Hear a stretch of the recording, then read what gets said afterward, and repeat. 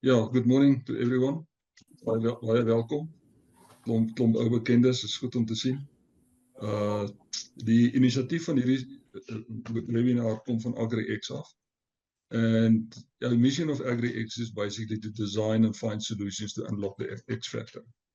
Now, when you talk about compliance to regulations, it's never a popular topic. And many people, and many of us, actually doubted sometimes the necessity of the value it's adding to it. But it is what it is, and it is necessary. And it's important that we know what is going on. From an agri perspective, we've identified a critical challenge that's applicable to the industry, and the strict requirements, and the big thing is the general unawareness in the sector of what the implications could be.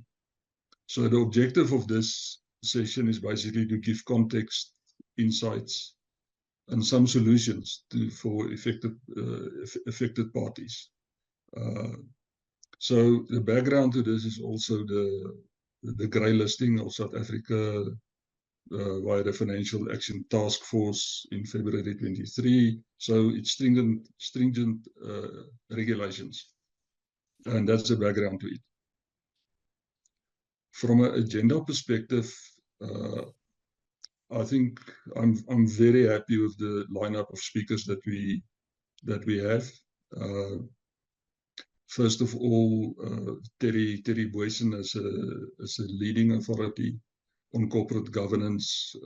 François Mentjies from Moonstone on compliance, and Julie Amley from Lemonade, sharing effective ways how to address verification processes.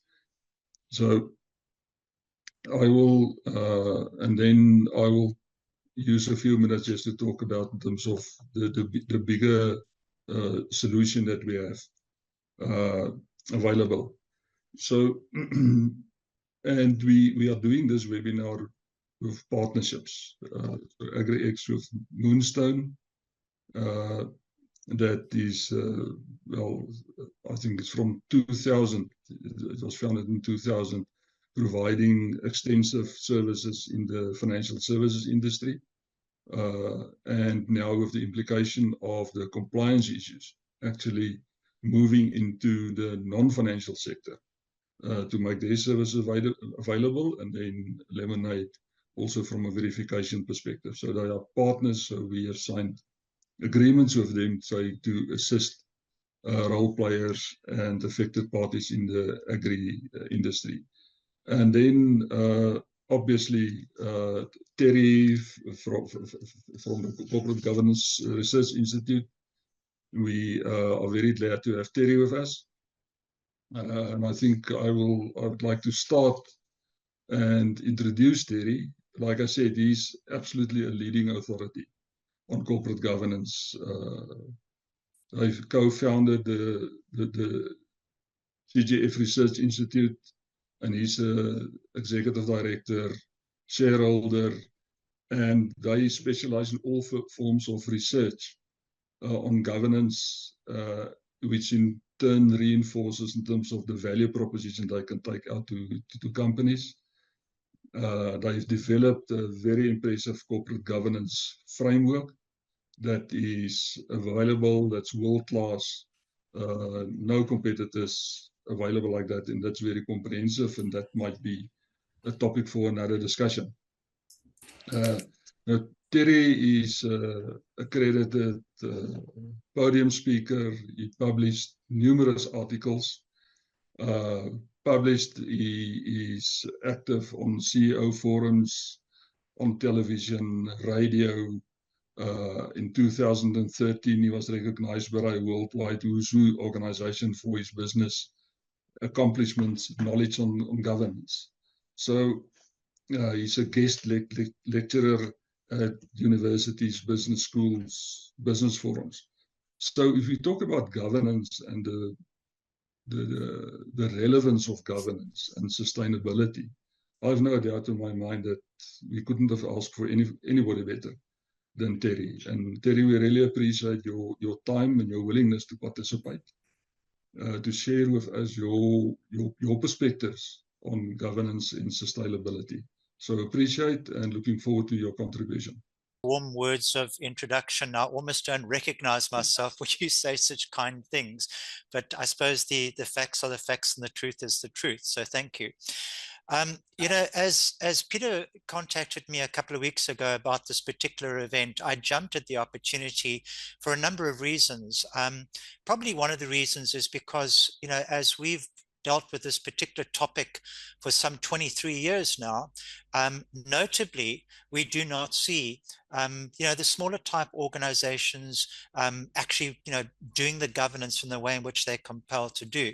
So typically, the clients that we interact with would be your listed companies on the Johannesburg Stock Exchange, as well as a number of, you know, large organizations overseas. So we deal with many types of organizations.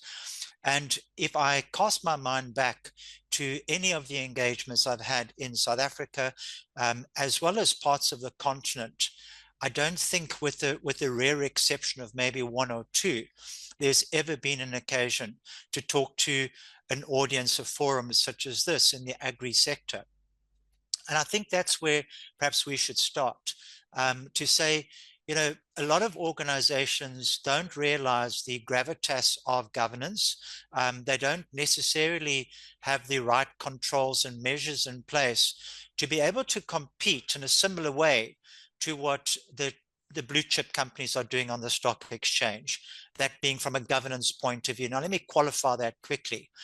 The first thing is that, you know, the more traditional organizations, such as those on the stock exchange, with more formalized boards of directors, are very much aware of, you know, all the laws, rules, and regulations. They've got risk registers, they've got regulatory risk registers, they've got gap analysis registers purely on risk and all the different permutations of risk.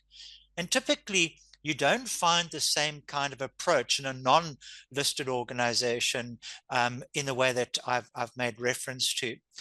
So when I go and talk to boards of directors at a kind of less formal, less structured type of organization, you can see today, as I was looking at some of the presenters now, I immediately realized I stand out because I'm wearing a collar and a tie, and nogal for Cape Town. I mean, that's saying something.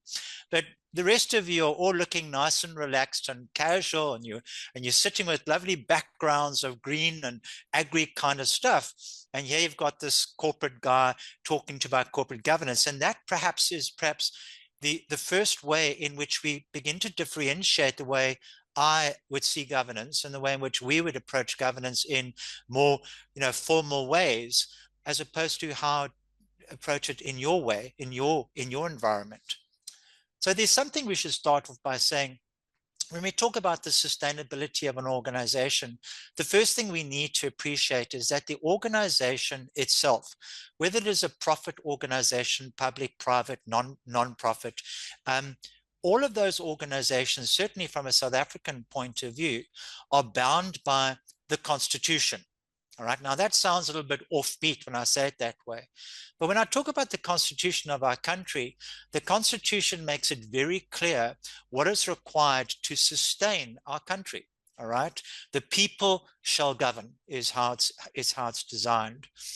And when you talk about how the people govern, you've got to take that to the different permutations, the different levels. If I take it just one step down and I start talking about the people in an organization, whether those people are, you know, collated on a structured or an unstructured way, profit or non-profit, they shall govern. And the question remains then, how do we govern? What in fact we mean by governing? And perhaps that's where things start going a little bit gray for many leaders of organizations, particularly those that are maybe not as formalized in the way in which they go about running their businesses.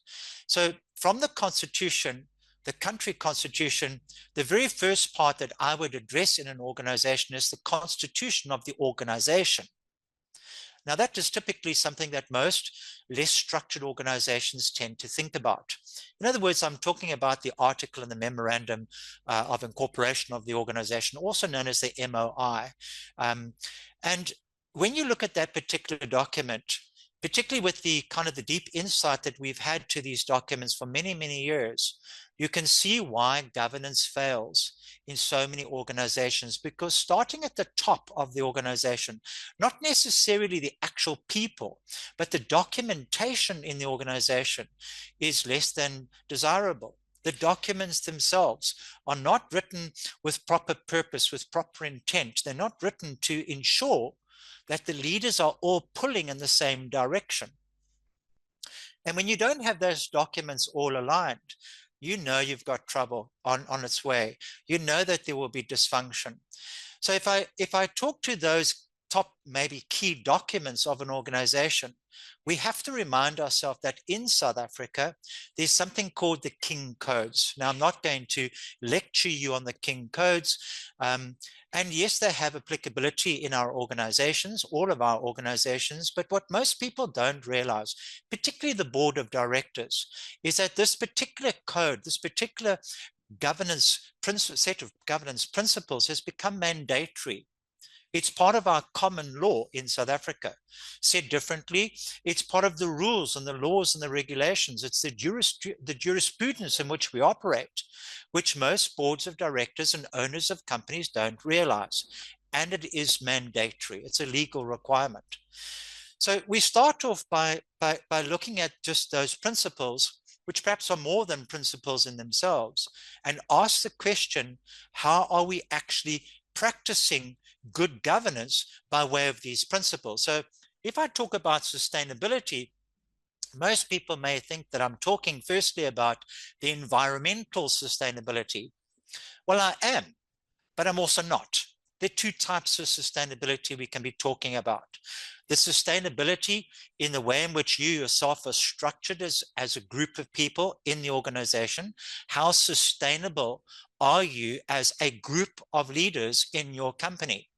Have you ensured that you've got the right leadership in place? Have you got proper composition in your leadership structures? Has your board been put together in such a way that you've got the right skills and the right experience and the right balance of those skills and the experiences? Because if you don't have the right skills and the right balance of experience, and if you're too heavily swayed in tilling the land, but not maybe having experience in maybe financial 101 or legal 101 matters, you can see how immediately your organization is going to come unstuck. So when we talk about an organization being sustainable, there's something that I like to refer to being the issues of double materiality. And that would be in basic terms to say, how do I as an organization with the leadership affect the so-called outside world? And how does the outside world affect me?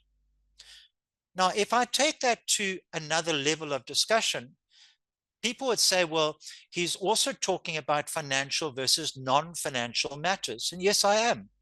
So when we talk about an organization being sustainable, you have to look to how good are you as the leadership, not only in the way in which you draft your strategy in terms of protecting the sustainability of the organization financially and non-financially.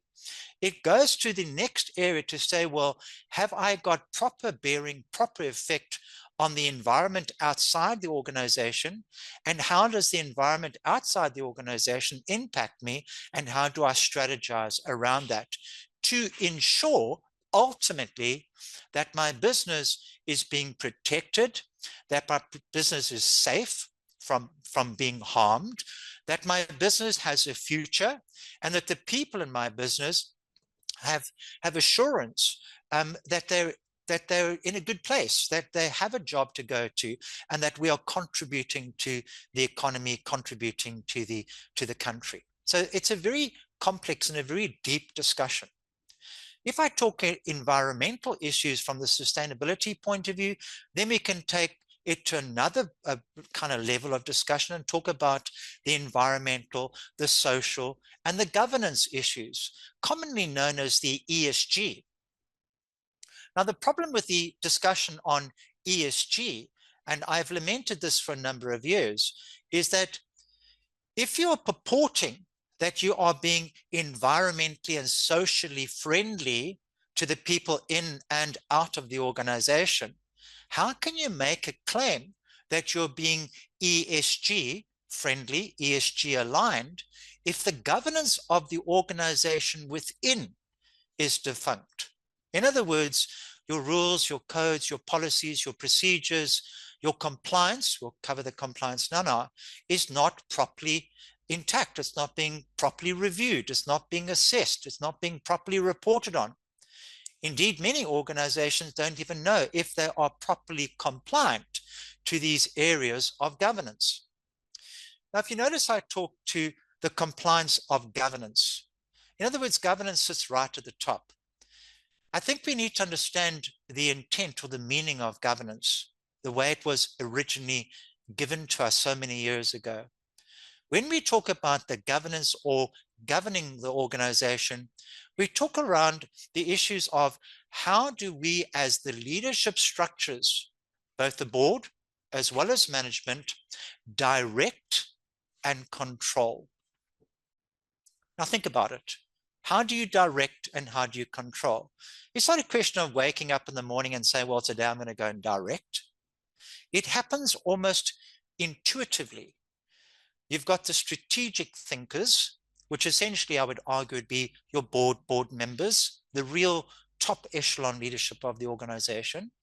And those would be the people that would put together the necessary strategy to ensuring the sustainability, if you will, the longevity, the profitability of the organization. Then on the other hand, you've got the more kind of operational type people, the CEO and below.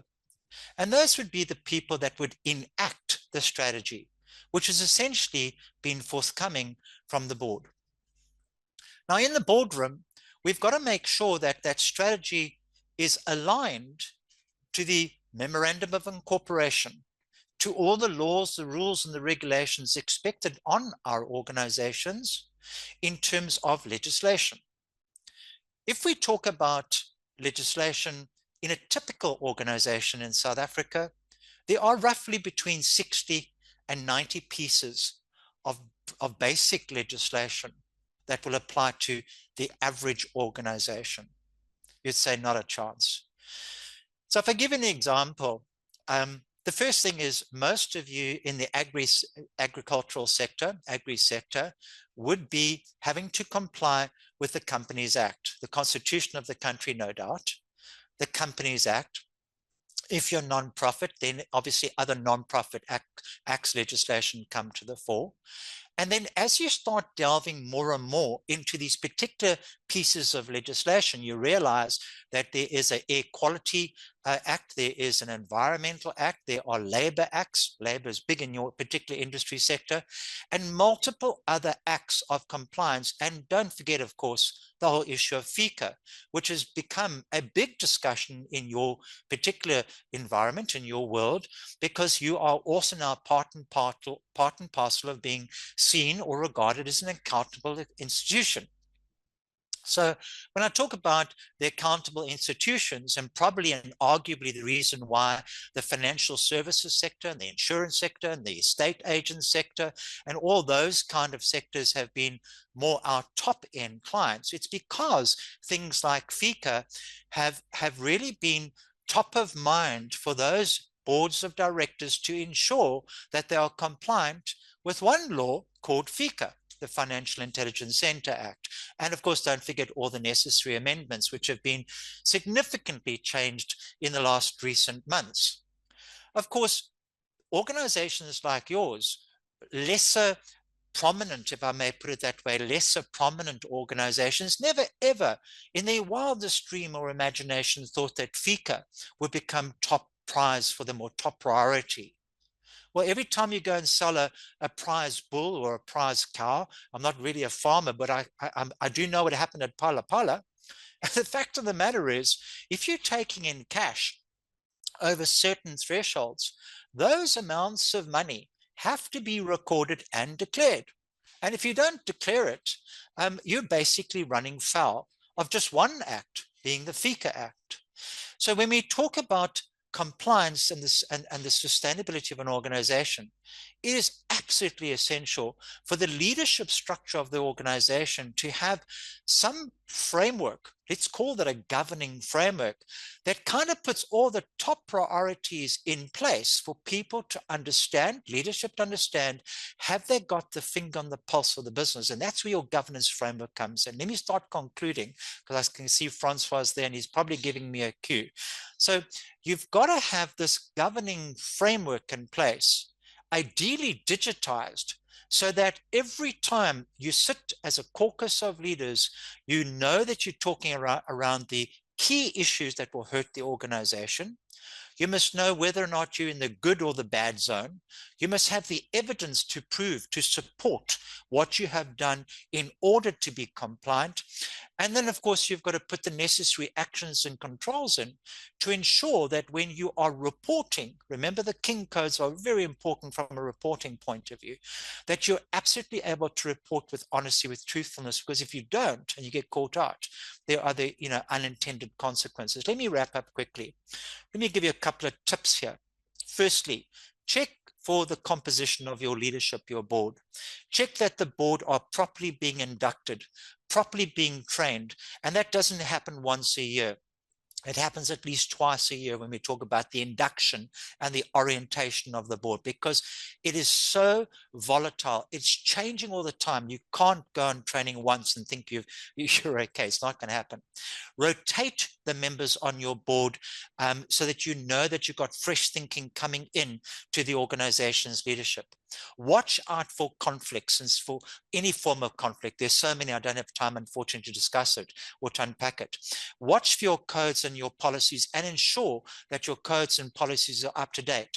Ensure that your codes and your policies are not conflicting with the strategy.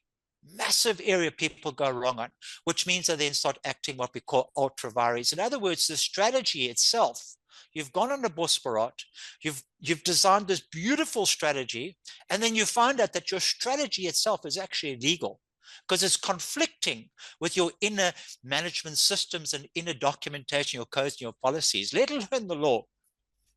Use the right tools. If you said to me, go and plow, go and till the land, and I didn't have proper equipment, there's no chance I'll even be a sustainable farmer, let alone profitable. So you've got to have the right tools. And on another occasion, I'd be delighted to sharing with you some of the tools that we give to organizations. So get the right tools in place. The leadership cannot do their job if they don't have the right tools in place. So, and then lastly, perhaps just make sure that you've got proper structures in the organization, that you actually know what the lines of authority are, including the delegations of authority. I think that's probably enough for me for the now. So when we talk about the sustainability of the organization, we're not necessarily talking ESG. We're not necessarily talking financial profitability and therefore you're sustainable. We're talking about the holistic way in which that organization is operating. All right, and I think that's perhaps enough for me for the time being. Terry, thank you very much. That was really informative, and I think definitely we need to set up a session with more time to spend with you. And I think what's important, what came out for me, that it's this whole ecosystem in an organization that you need to manage, that you need to ensure the alignment to be effective and to be sustainable. Indeed. And to comply, because it's end of the day, it's about the sustainability is in terms of how you take a business forward. And if you don't have that alignment through the different policies and the documentation, something is going to go wrong, and you won't be able to continue. So exactly correct. So and the rules are the same regardless of the nature of your business operation, from listed right the way down to non-profit. So the rules are the same. No, thanks, Terry. Yeah, so we'll definitely set up another session, give you a proper time. But I think it gives very good context in terms of also the rest of the discussion.